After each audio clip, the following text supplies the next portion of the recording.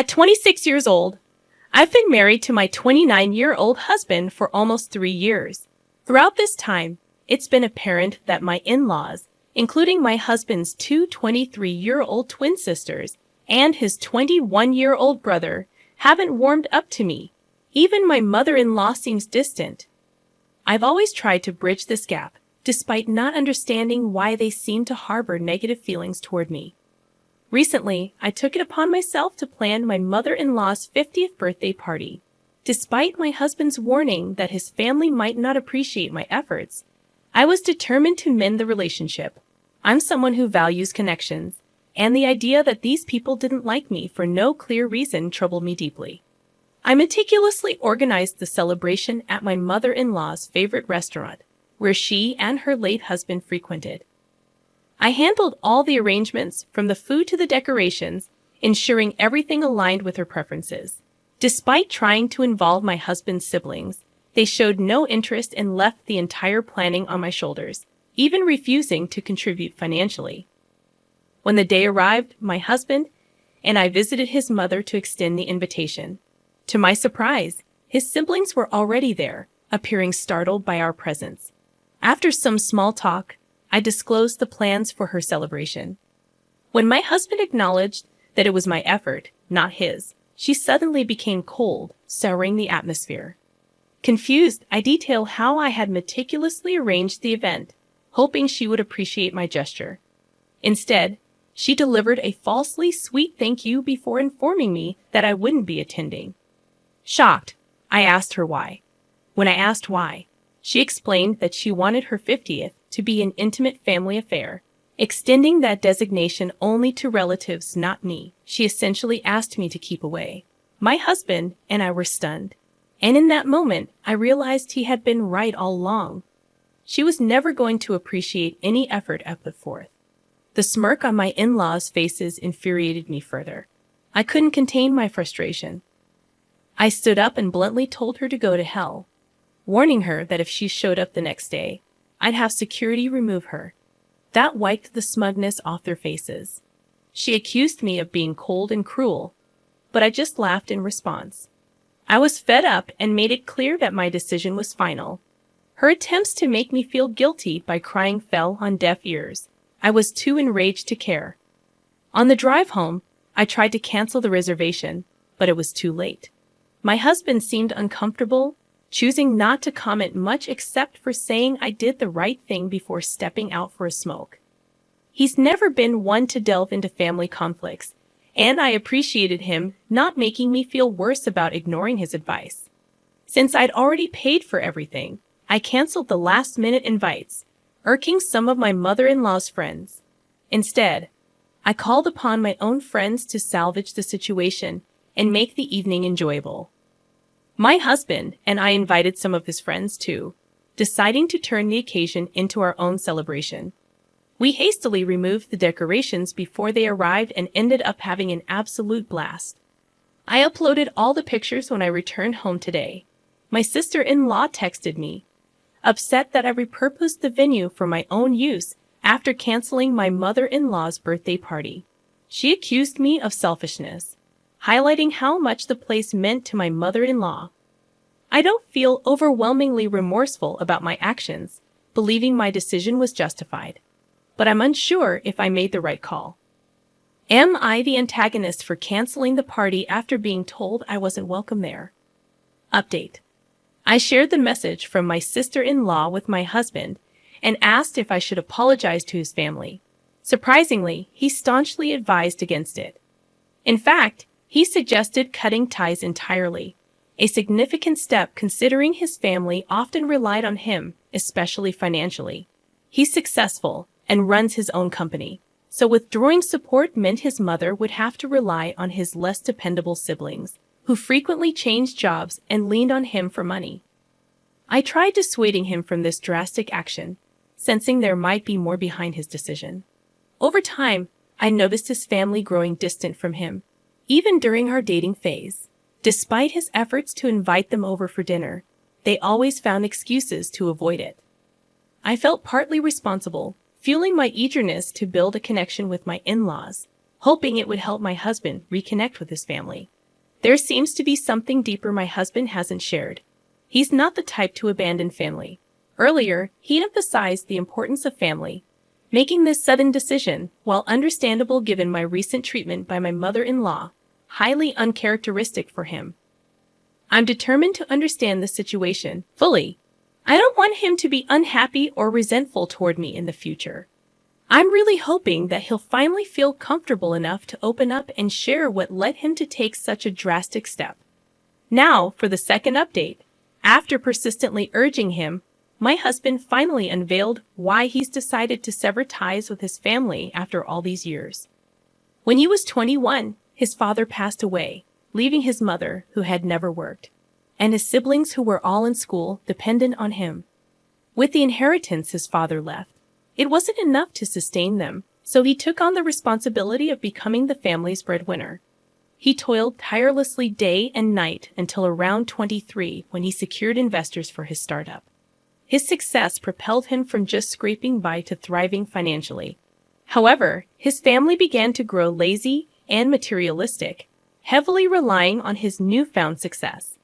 Despite feeling obliged to support them in his father's absence, he noticed their dependency increasing. Additionally, they treated his past girlfriends poorly, convinced that outsiders would distract him from his familial duties. When they realized I wasn't going to be driven away so easily, their annoyance grew, and they attempted to poison my husband against me.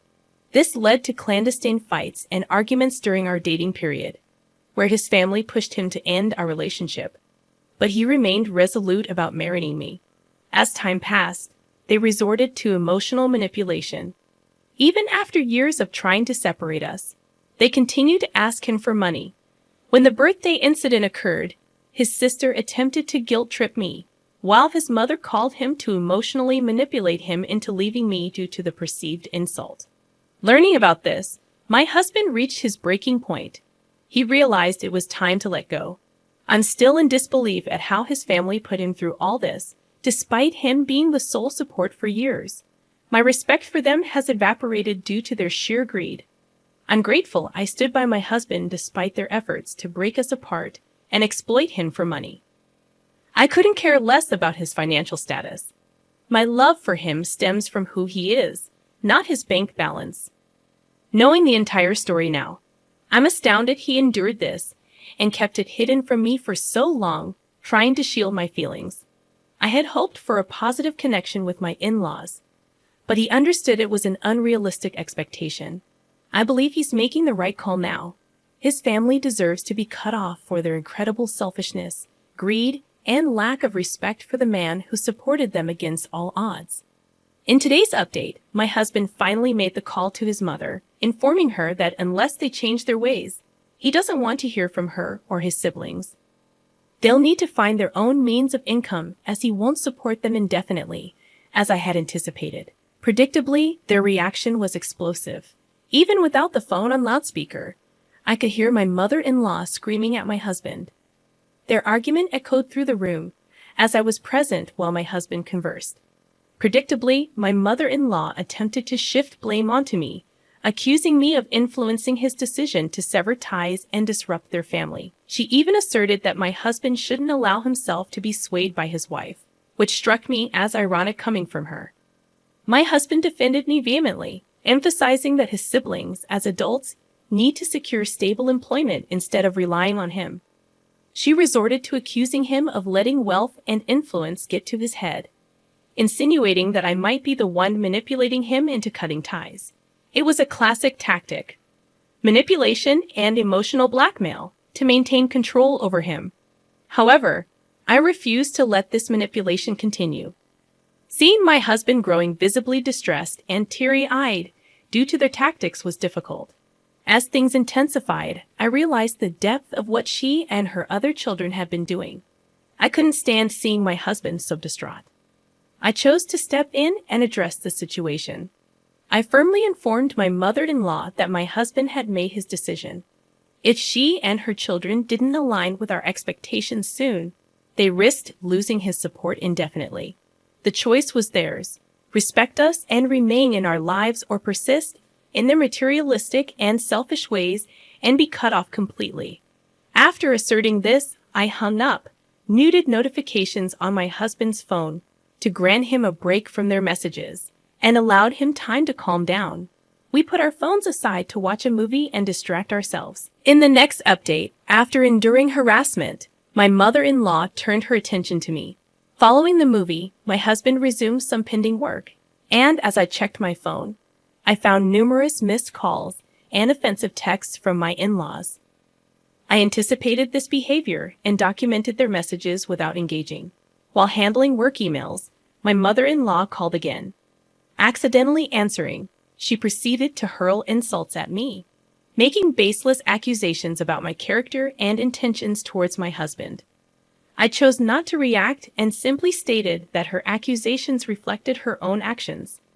I expressed satisfaction that my husband was finally liberating himself from freeloaders like them. Subsequently, I blocked my mother-in-law and his siblings on all possible platforms to halt their harassment. It's disheartening how low some people stoop to evade responsibility. I refrained from telling my husband about his mother's call to avoid causing him further stress, but I'm prepared to involve him if their harassment continues. They have no right to disturb our peace. Nearly 2 weeks later, my mother-in-law, accompanied by her children, arrived at our doorstep demanding an explanation for our actions. Despite protests that I wasn't family and shouldn't be present, I stood my ground, reminding them they were intruding under our roof and had no authority to dictate my presence. I was caught in a difficult situation when my husband's family showed up, bombarding him with accusations and insults. Seeing my husband's distress, I stepped in. Knowing his gentle nature, I knew he wouldn't defend himself against their manipulative claims. I urged him to compose himself while I confronted his family. They launched into a tirade, accusing my husband of abandoning them for my sake and claiming he was neglecting his familial duties just to please his wife. Their words were a storm of accusation and disrespect. I couldn't stand by as they berated my husband, accusing me of being a gold digger and him of being selfish. My patience snapped.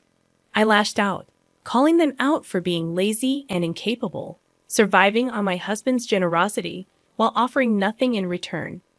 They were stunned into silence, unable to counter my accusations. Taking advantage of their momentary shock, I demanded they leave before I involved the authorities for trespassing. They departed, but my mother-in-law persisted, emotionally manipulating my husband by implying his deceased father would be disappointed in his actions. Witnessing his emotional breakdown after they left, I spent hours consoling him, feeling regret for ever attempting to mend our relationship with them.